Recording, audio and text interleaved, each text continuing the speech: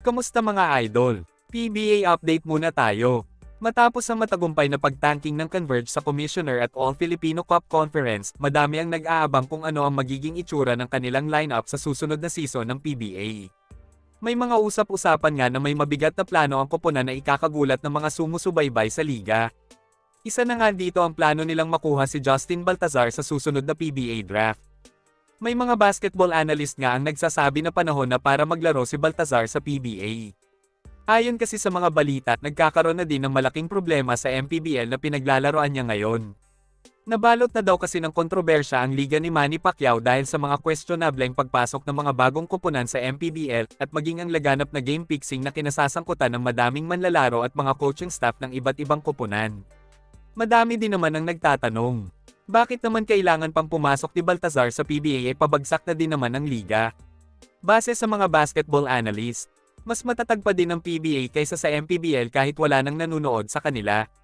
Isa pa, nakakapagpasahod pa din ng milyones ang mga PBA teams sa kanilang mga manlalaro, kumpara sa MPBL teams na delay pa daw magpasahod ayon sa reklamo ng ibang player doon. Malaki naman ang magiging impact ni Balti sa PBA dahil makakahakot na naman ng madaming manunood ang liga sa venue. Maliban kay Balti, may mga inaabangan pa mga ex-PBA players na posible nilang isama sa kanilang lineup next season. Pumutok nga noon ang mga pangalan ni na Arwin Santos at Encho Serrano na maaring maglaro sa Converge dahil sa koneksyon nila kay Pampanga Giant Lanterns coach Delta Pineda na isa din sa mga team manager ng koponan. May mga balita nga din na maaring mapalitan na si Alden Ayo bilang head coach ng koponan. Isa sa mga lumabas na pangalan na maaring pumalit sa kanya ay si Ateneo head coach Tab Baldwin. Pero mariin naman pinabulaanan ito ni Converge manager Jacob Lau.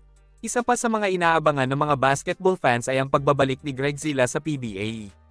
Matagal na din siyang nawala sa liga matapos magdesisyong maglaro sa Japan B-League noong 2022.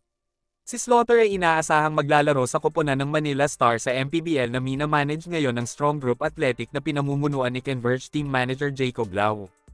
Inaantay na lang na matapos ang kontrata ni Greg Zilla sa B-League bago siya lumipad pabalik ng Pinas. Ayon sa kanyang pahayag noon, mas gusto pa din niyang matapos ang kanyang basketball career sa PBA. Maaaring gawin niya lang stepping stone ng MPBL para muling makabalik sa PBA mga idol. May posibilidad naman kaya na kuhanin si Greg Zilla ng Converge mga idol. Sakali kasi na makalaro na siya sa Manila Stars ay posibleng hikayatin siya ni Jacob Lau na sumanib puwersa sa koponan ng Converge. Bagamat ang rights ni Greg Zilla ay nasa Northport Batang Pier pa, posibleng mag-request siya dito ng release o di kaya ay magpa-trade na lang. Dahil hindi naman naging maganda ang naging relasyon niya sa koponan na naging dahilan ng pag-alis niya sa PBA mga idol. Kapag nagkataon, magiging super team na ang Converge next season at magkakaroon din sila ng triple tower sa katauhan ni Justin Arana, Justin Baltazar at Greg Slaughter na bubuwag naman sa paghahari ng mga powerhouse team ng SMC at maging sa TNT Tropang Giga. Maging makatotohanan naman kaya ang mga planong ito ng Converge? Yan ang ating aabangan sa off-season ng PBA. Hanggang dito na lang muna mga idol. Maraming salamat sa panunood. Kita-kits ulit tayo sa videos na aking ipapalabas patungkol sa basketball. Kung bago ka pa lang sa channel ko, please consider to subscribe at huwag kalimutan pindutin ang like at notification bell button para updated ka sa videos na aking ipapalabas. Salamat mga idol!